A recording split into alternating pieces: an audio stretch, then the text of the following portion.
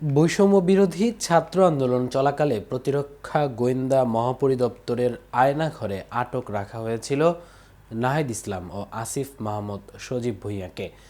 বুধবার অন্তর্বর্তীকালীন সরকারের প্রধান উপদেষ্টা ডক্টর মোহাম্মদ ইউনূসের সঙ্গে আয়নাঘর পরিদর্শনে গিয়ে ডিজিএফআই এর সেই দুই টর্চার সেল চিনতে পারার কথা জানিয়েছেন নাহিদ ও আসিফ। প্রধান উপদেষ্টার সহকারী প্রেস সচিব সুচিস্মিতা তিথি আলাদা দুটি ফেসবুক পোস্টের মাধ্যমে বিষয়টি নিশ্চিত করেছেন। আরও বিস্তারিত থাকছে প্রতিবেদনের বাকি অংশে।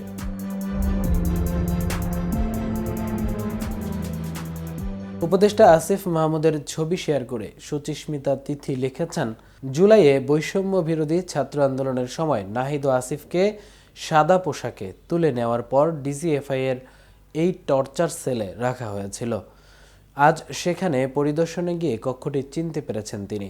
দেয়ালের উপরের অংশের খোপগুলোতে এক্সজস্ট ফ্যান ছিল বলে জানান তিনি। উপদেষ্টা আসিফ মাহমুদের ছবি শেয়ার করে তিনি লিখেছেন, গত জুলাইয়ে সাদা পোশাকে তুলে নেওয়ার পর ডিজিএফআই এর এই টর্চার সেলে রাখা হয়েছিল নাহিদ ইসলামকে।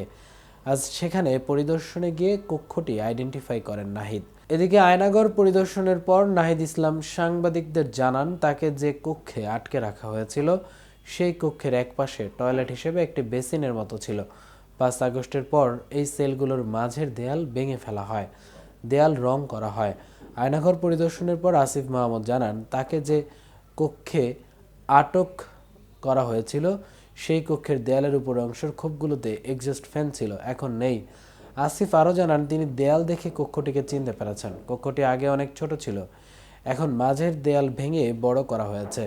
ওই কক্ষে তাকে 4 দিন আটকে রাখা হয়েছিল। এ সময় বাইরের কারোর সঙ্গে তাকে কথা বলতে দেওয়া হয়নি।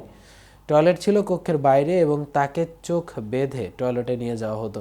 এদিন আয়নাঘর নামে খ্যাত ঢাকার 3টি স্থান পরিদর্শন করেছেন প্রধান উপদেষ্টা, যেগুলো নির্যাতিত কক্ষ এবং গোপন কারাগার হিসেবে ব্যবহৃত হতো। প্রধান উপদেষ্টা উপপ্রেস সচিব আবুল কালাম আজাদ মজুমদার বিষয়টি নিশ্চিত করেছেন।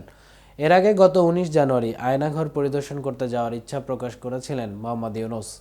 সেদিন গুম সংক্রান্ত তদন্ত কমিশনের সঙ্গে বৈঠকে প্রধান উপদেষ্টাকে গুমের ঘটনায় তদন্তের অগ্রগতি তুলে ধরেন কমিশনের সদস্যরা। এদিকে এসব নির্যাতন সেল এবং গোপন কারাগারের ভুক্তভোগীদের প্রসঙ্গ টেনে প্রধান উপদেষ্টা ডক্টর মোহাম্মদ ইউনূস বলেন, যারাই নিগৃহীত হয়েছেন, যারা এটার শিকার হয়েছেন, তারাও আমাদের সঙ্গে আছেন। তাদের মুখ থেকেই শুনলাম কিভাবে হয়েছে কোনো ব্যাখ্যা নেই।